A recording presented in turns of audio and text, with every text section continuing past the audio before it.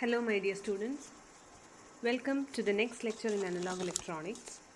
In this lecture we are going to discuss about junction field effects transistor, its construction, working and characteristics.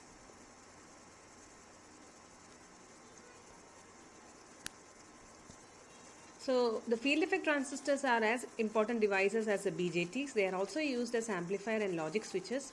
These are the different types of field effect transistors: junction field effect transistor, metal oxide semiconductor field effect transistor, and metal semiconductor field effect transistor.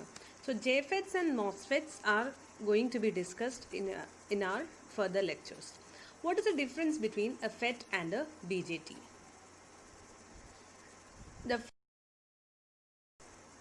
The first difference is that BJT is a current controlled device.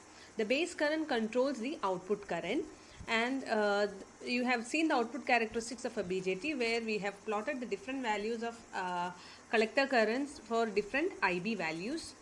Then the FET is a voltage control device. So what is the control voltage? As far as FET is concerned, the voltage between the terminals, gate and source, that is VGS, is controlling the output current, that is ID, through the terminals, that is ID which is flowing from drain to source. Now what are other differences between a BJT and FET? BJT is bipolar whereas FET is unipolar. FETs are more temperature stable than BJT and FETs are smaller than BJT. Also FET has high input impedance and power gain, and the typical AC voltage gains are more for BJT amplifiers. So this is the structure of a junction field effect transistor. Basically there are three terminals for this device, just like BJT. So analogous to the collector you have drain, analogous to the base you have the gate, and analogous to the emitter you have the source. And this N-type semiconductor material bar, into this P-type highly doped material is embedded, and the P-type material is embedded on both sides, and these two are connected using ohmic terminals and shorted to form the gate terminal. Now the drain terminal is connected at the top and source at the bottom, as you can see in this figure, and these metal contacts are taken from these two ends. And this drain terminal is maintained at a higher potential compared to the source, and in this N-channel MOSFET, therefore the electrons, which are the majority carriers, are flowing from source to drain, and the gate to source voltage is controlling this flow of electrons. Now this figure is showing you the water analogy for a JFET control mechanism, where this gate is controlling the flow of water from this point to the drain or from the source to the drain, similar to a JFET where the gate is controlling the voltage across gate to source, or the gate is controlling the flow of electrons from source to drain. Now as I mentioned before, there are two types of JFETs, N-channel JFET and P-channel JFETs, which are just complementary in their operations. Then the three terminals, drain, gate and source. Now this is the symbol of JFET for N-channel and P-channel. Note that the drain current is flowing from drain to source in N-channel MOSFET, or the electrons are flowing from source to drain, and VGS is applied across the gate to source terminal to control this flow. And for N-channel MOSFET representation, the arrow is pointing into the MOSFET, and whereas in P-channel this arrow is pointing outward towards from the gate terminal. And you can see this P-channel is complementary to N-channel. ID current flow is in the reverse direction, because here majority carriers are holes in a P-channel MOSFET. Now this is an explanation about the structure of the N-channel JFET. As I mentioned, there is an N-type material or channel which is formed between the embedded P-type material, forming two PN junctions. In the normal operation of an N-channel device, the drain is positive with respect to the source, and current is flowing into the drain through the channel and out of the source. Because the resistance of the channel depends on the gate to source voltage VGS, the drain current ID is controlled by that voltage. Now let us plot the JFET characteristic curves. So to begin with, we are considering this VGS to be 0 first. This VGS is assumed to be 0 first. So here you can see VGS is 0 volt, or there is no reverse bias applied from the at the gate to source, and this VDS itself is providing sufficient reverse bias to cause depletion region to be developed here. So this VD is attracting the electrons, isn't it, towards the drain, and source is supplying the electrons. You can see that the width of the depletion region is not uniform along the length of this n-type semiconductor. Why is it so? Because you can consider this semiconductor material to be a resistor. So this resistance, if you divide it into n numbers, here you have divided it into 4 resistances connected in series. As the drain current flows, the reverse bias across this PN junction or this PN junction is smaller here. Only if you consider VDS to be 2 volt, it will be distributed as 0.5, 0.5, 0.5 and 0.5. So this is only 0.5 volt. Now across this junction and in this region it is 0.5 plus 0.5, and like that it goes on, or the reverse bias goes on increasing as you move towards the drain. So this reverse bias potential is varying along the length of this n-type material and causing narrower channel width or narrower channel towards the drain end. Now when VDS is increased, what happens? That is, keeping this VGS equal to 0, if you increase VDS, obviously ID will increase. VDS is the drain to source voltage. Therefore, ID is proportional to VDS for small values of VDS. Please note, it will keep on increasing, but for small values of VDS only. What happens when VDS is increased beyond the limit? For a larger value, as VDS increases, the depletion layers become wider, isn't it? And the channel becomes more and more narrow. So if you observe the curve or a plot between VDS and ID, for VGS is equal to 0 volt, you can see that the channel is becoming narrower as this VDS is increased. Here you can see VDS is increasing, or as the reverse bias is increasing, since the channel becomes narrower, you can see what happens beyond a voltage known as pinch off voltage. Beyond a voltage known as pinch off voltage, this drain current will settle down to its saturation level value.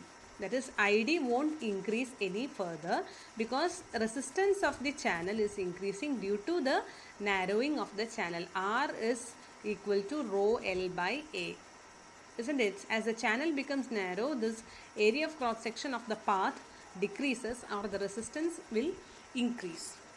So a point may come where these two depletion regions meet, and that is known as pinch off. So you may think that if these two depletion regions meet, then ID may come to 0. No, but that won't happen. ID will remain at its saturation level. Because if you think about ID becoming 0, what does it mean? It means that there is no current flow through the channel, or the FET is not working. That is not the case here. It should not happen. It will not happen. The ID will remain at its saturation value. That is, ID will flow with a heavy density. That is, through this very narrow channel, ID will keep on flowing as VDS is increased. So if VDS is increased for beyond this, it will remain at its saturation value. This reverse bias will maintain that narrow junction, and it will remain at its saturation value. So the maximum drain current for a JFET is defined by the conditions VGS is equal to 0 volt and VDS greater than VP. VDS has to be greater than VP. Now after pinch off, this ID's saturation value is also known as maximum IDSS, ID, or drain to source current with gate short circuited. That is what is shown here. This is the plot for VGS is equal to 0. Now we have to plot for different VGS values. We'll see. So this you can call this JFET to be a constant current source supplying this ID equal to IDSS when VDS is greater than its pinch off value. Okay. Now application of negative voltage to the gate. So now you are going to control the drain current. How will you control the drain current? By You know this JFET is a voltage control device. So which voltage you are using to control this VGS to control the device, isn't it? So when this VGS is increased to a negative value, that is it was 0 and it is made minus 1 volt, or you can say VGS is decreased. In this magnitude is increased, but it is you can say it is a negative value now. Now this VGS is reverse biasing this PN junction further. It is adding to the reverse bias, or the depletion region is further increased, the width of the depletion region. So what is the effect on the characteristics? Now you see this VDS is greater than 0. That is already the condition there, and ID is in this direction. Now let us see what happens to the CARA as you increase the negative voltage. For negative values of VGS, the gate to channel junction is reverse biased even with VDS is equal to 0. The resistance value is now under the control of V. The resistance value was varying because of increasing the VDS we saw in the first curve. Isn't it? We saw the variation from ohmic region to the saturation region. Now we are going to control this resistance value using VGS. If VGS is less than pinch off voltage, the resistance becomes an open circuit and therefore the device is in cutoff. We will see the cutoff region when VGS is less than pinch off voltage. We will see that the region where ID is constant, or the saturation region or pinch off region, it is also it has these names: the saturation or pinch off region, or constant current or linear amplification region. The region where ID depends on VDS is called the ohmic or voltage controlled resistance region. These are the three regions on the CARA. We will see each of these regions one by one.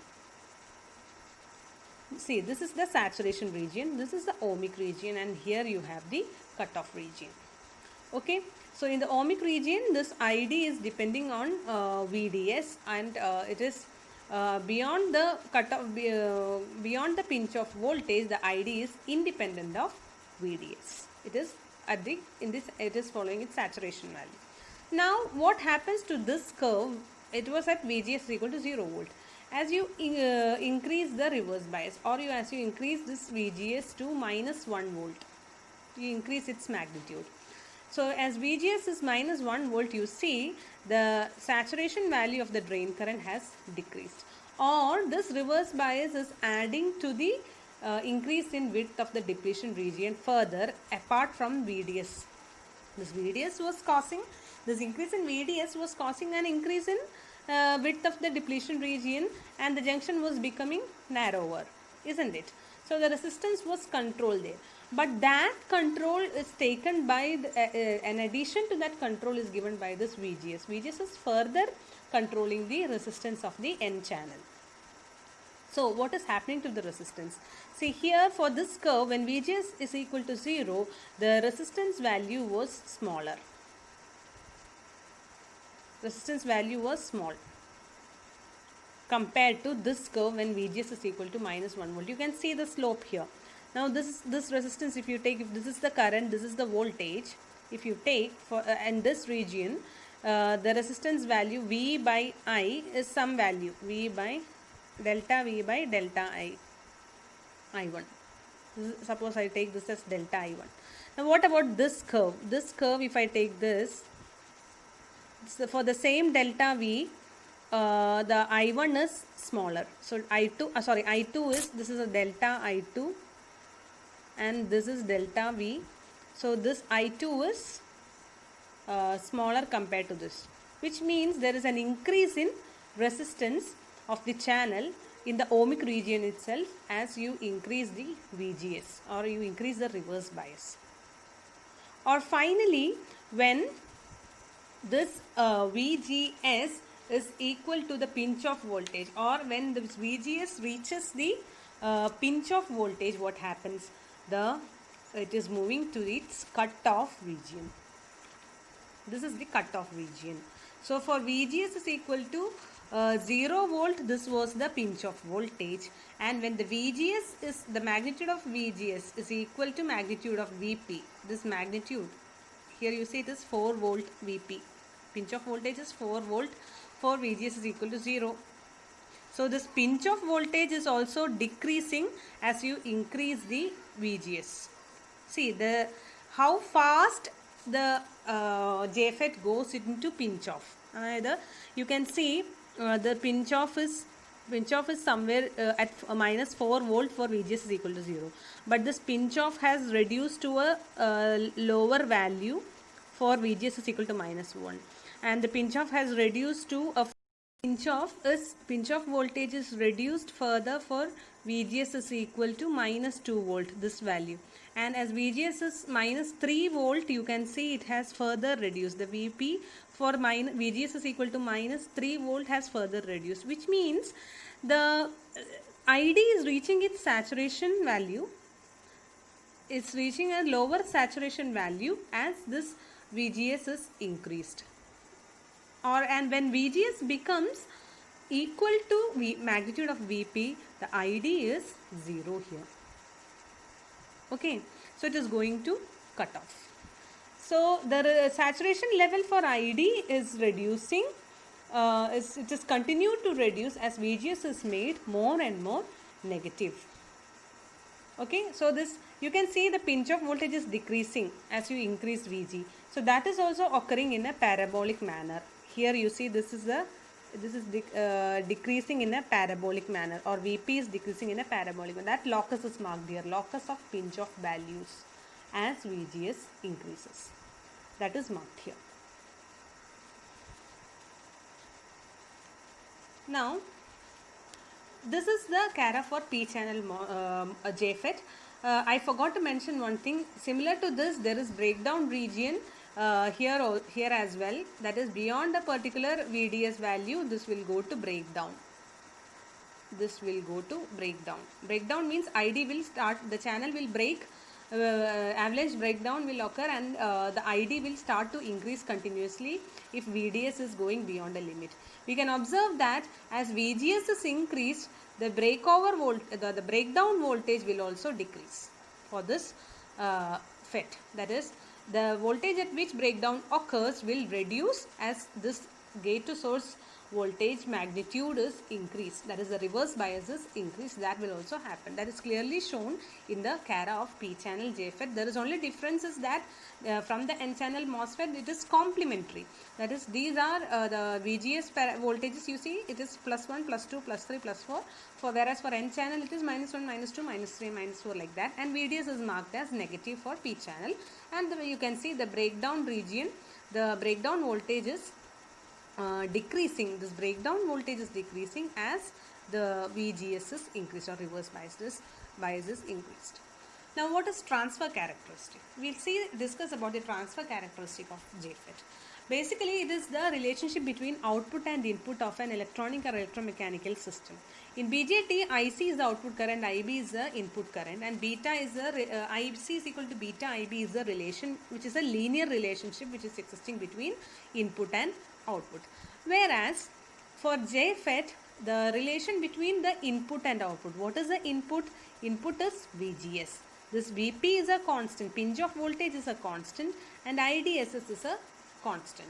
So for a JFET, what is this VP? This is the pinch of voltage when VGS is equal to 0. The pinch of voltage when VGS is equal to 0 is a constant for a JFET. Okay.